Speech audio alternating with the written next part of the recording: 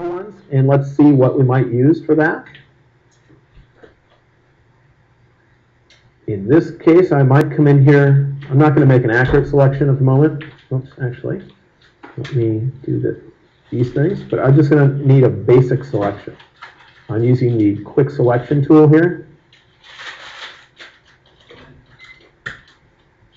See if I can get it to isolate just an okay amount. I would most likely need to supplement the quick selection tool or simply zoom up and get a smaller brush to get into these small areas. That's not what I'm trying to talk about now. I'm trying to talk about the commands we had right in here. You could replace those particular commands with quick mask mode and filters. Let's see what you can do. I'll type the letter Q to go to quick mask.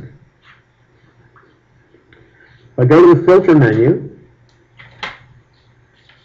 go all the way down to other, there's choices called minimum and maximum. Minimum and maximum.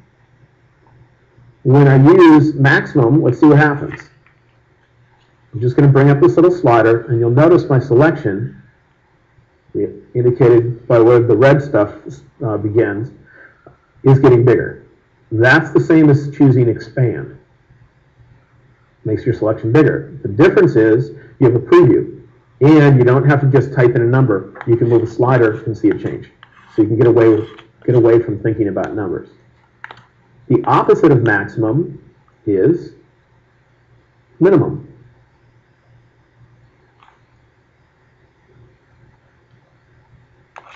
See how it's making my selection smaller?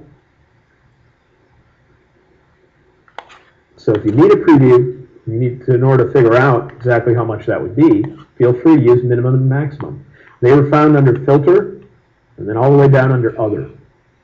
Filter, other, minimum, maximum. If you wanted to smooth your selection, where instead of having little sharp corners, you have smooth shapes, you can replace that with filter. I think it's filter noise median, if I remember correctly. Haven't needed to use it in a while, though. You'll see in this little preview here. You see it rounding corners?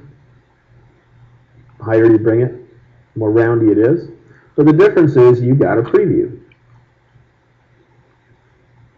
when you're in quick mask mode like that.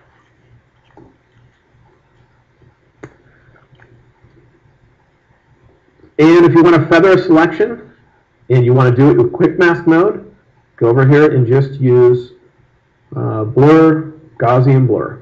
Gaussian blur is the same as feathering. But you get a preview. So you can see the edge getting soft. And if you click near the edge, you can see a preview here in black and white, where you can see how when it was all the way down, you had a crisp edge, and as you brought it up, you get a softer edge. So oftentimes I'll end up using the refine edge command to feather things and all that because I can get a preview. But some of the choices in there are just not replacements for the ones found here. And so that's when I end up using quick mask and the filters that I mentioned. Let's see what else we got.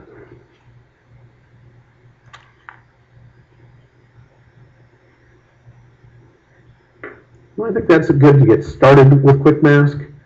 There are some other things I'd like to mention, but only after we've played with other tools for a while. Okay. Do we have some questions we might want to pop into? Great. Yes, we do. And we do have about 15 more minutes, so Great. Do you want to just do Q&A for the rest of the time, or do you have some more? Oh, we always have more. So we can do questions. We'll see how good the questions are as far as where they guide us. Perfect. And if they seem to go in random directions, then we might just go on with other things. If they seem to be focused, we'll stick with them. Let's do that. We have some in-studio audience questions. Yeah. Yeah, Ben, I know this question's probably popping up in the chat rooms. You're using a mouse to make all your selections today. Yeah. Do you normally do that? And if you do, what are the pluses and minuses of using that or a Wacom tablet? I actually use my trackpad a lot and find it useful. I never use one of these in general. I don't ever have one hooked to a computer. This is just Creative Live setup. So I either use a tablet or a trackpad for what I do. I live on a bus,